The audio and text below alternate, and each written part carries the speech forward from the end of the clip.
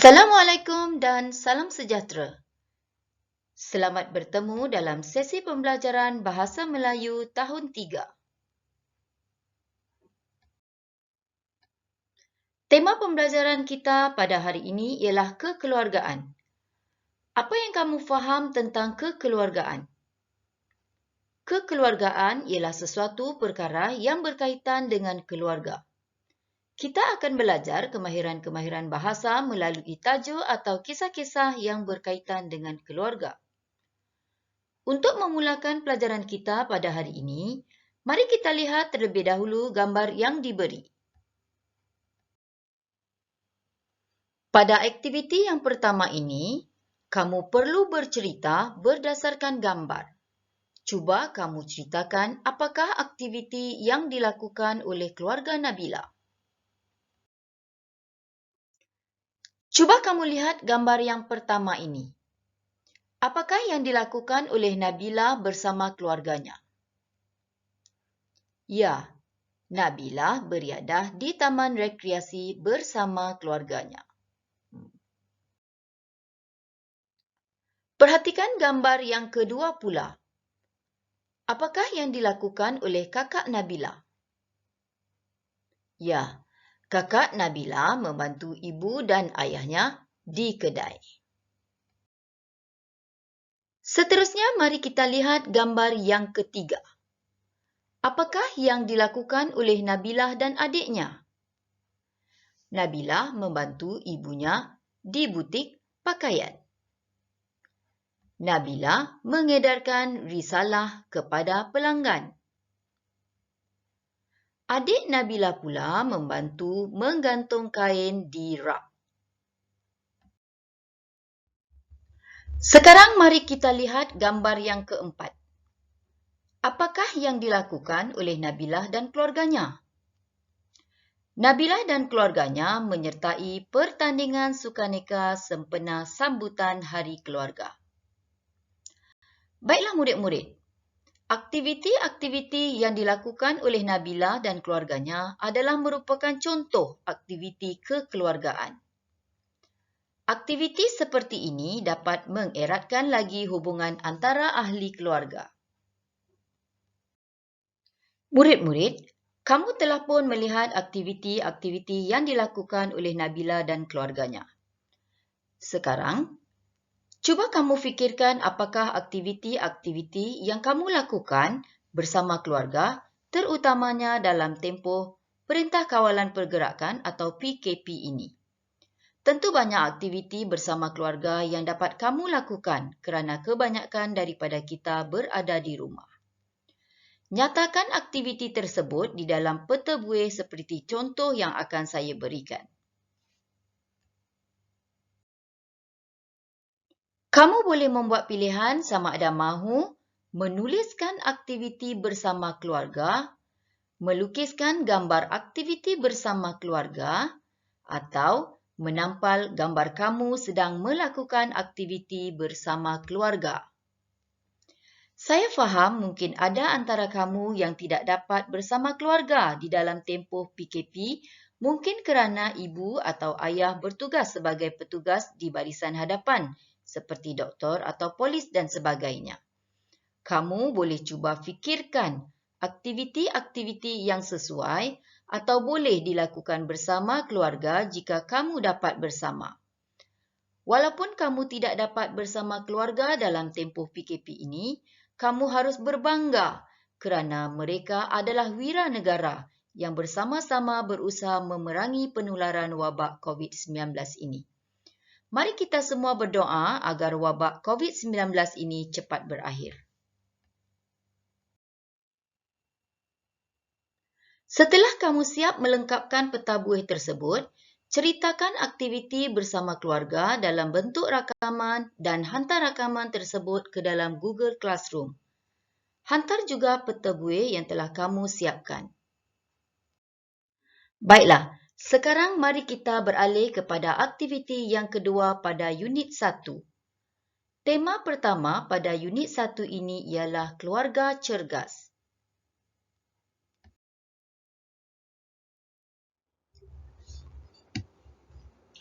Dalam unit 1 ini, kamu akan diberi latihan kemahiran mendengar dan bertutur. Kemahiran bahasa yang akan kita pelajari pula ialah ayat tunggal. Kita akan sama-sama mengenal pasti ayat tunggal yang terdapat di dalam perbualan yang bertajuk Suria Pagi. Dengar dengan teliti perbualan mereka yang akan cikgu baca.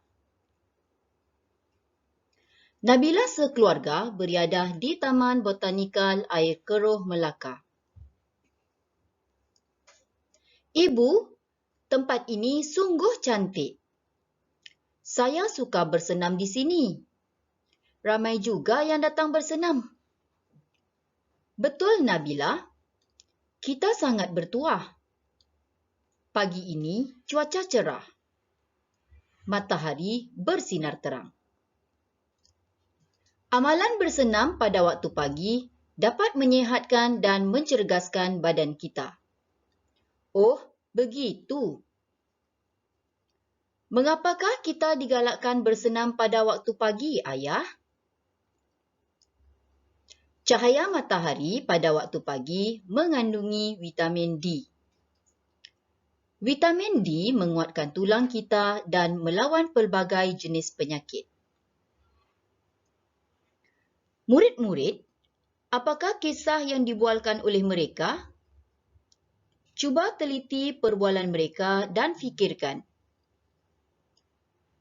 Mereka berbual tentang suasana di taman rekreasi, faedah bersenam dan kelebihan cahaya matahari pagi.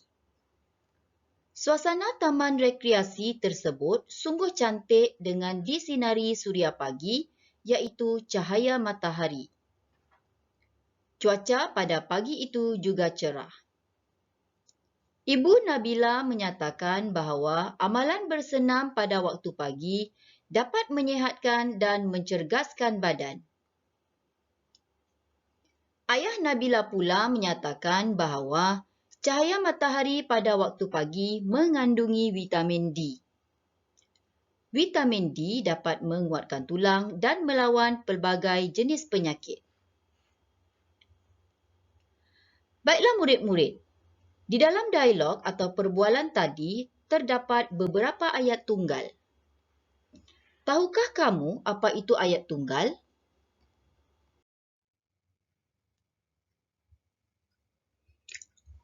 Ayat tunggal terdiri daripada dua bahagian.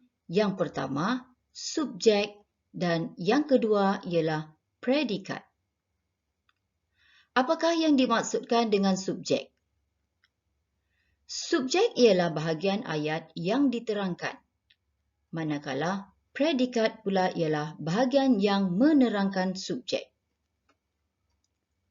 Ayat tunggal atau dikenali sebagai ayat selapis ialah ayat yang mengandungi satu subjek dan satu predikat. Murid-murid, mari kita teliti dan lihat contoh-contoh ayat tunggal yang terdapat di dalam dialog tadi. Contoh yang pertama. Ibu, tempat ini sungguh cantik. Baiklah, subjek dalam ayat tunggal ini ialah menceritakan tentang tempat, iaitu tempat ini. Manakala predikatnya ialah sungguh cantik. Perkataan sungguh cantik adalah menjelaskan atau menceritakan tentang tempat ini. Contoh yang kedua ialah, saya suka bersenam di sini. Saya adalah perkara yang diceritakan atau subjeknya. Manakala suka bersenam di sini adalah predikat, iaitu menceritakan atau menjelaskan tentang saya.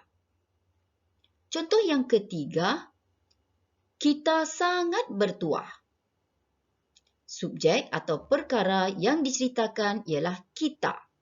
Manakala sangat bertuah adalah menceritakan tentang kita. Contoh yang keempat, pagi ini cuaca cerah. Pagi ini adalah merupakan subjek atau perkara yang ingin diceritakan. Manakala Cuaca cerah adalah predikat, iaitu menerangkan tentang pagi ini. Contoh yang kelima ialah matahari bersinar terang. Subjeknya adalah matahari, manakala bersinar terang adalah menjelaskan atau menceritakan tentang matahari. Kamu akan mempelajari tentang bahagian ayat ini dengan lebih mendalam pada sesi pembelajaran yang lain. Jika kamu perhatikan dengan teliti, ayat tunggal atau ayat selapis tidak mempunyai kata hubung. Contoh kata hubung ialah seperti dan, tetapi, sambil, kerana, dan serta. Jika ada kata hubung, ia bukanlah ayat tunggal. Murid-murid, kamu telah pun mengetahui ayat tunggal yang terdapat di dalam perbualan tadi. Mari kita sebut semula ayat tunggal yang terdapat di dalam dialog di atas dengan betul. Ibu, tempat ini sungguh cantik. Saya suka bersenam di sini.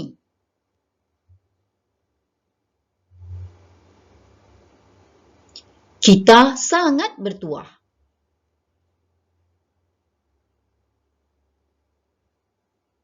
Pagi ini cuaca cerah.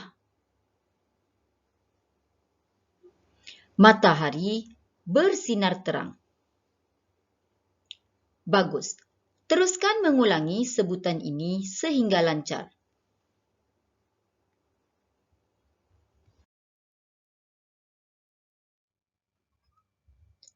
Murid-murid, sebagai pengukuhan pembelajaran kita pada hari ini, mari selesaikan latihan pada buku aktiviti jilid 1 di muka surat yang pertama. Dengar bacaan guru dengan teliti. Kemudian, sebut semula bacaan tersebut dengan betul. Baiklah. Ayat pertama, Imran pandai meluncur ais. Dia sangat seronok. Ayat kedua. Encik Ismail, bapa Imran, membawa keluarganya meluncur ais. Mereka sering meluncur ais pada hujung minggu. Ayat ketiga. Puan Sakinah, ibu Imran, mengajar Irmi meluncur ais. Irmi sangat teruja dapat belajar meluncur ais.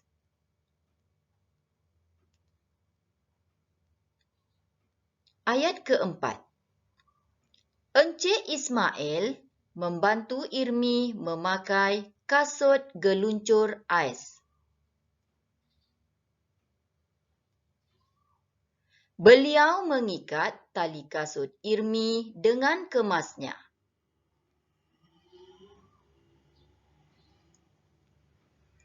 Imran meluncur ais bersama-sama dengan bapanya. Mereka mengelilingi gelanggang.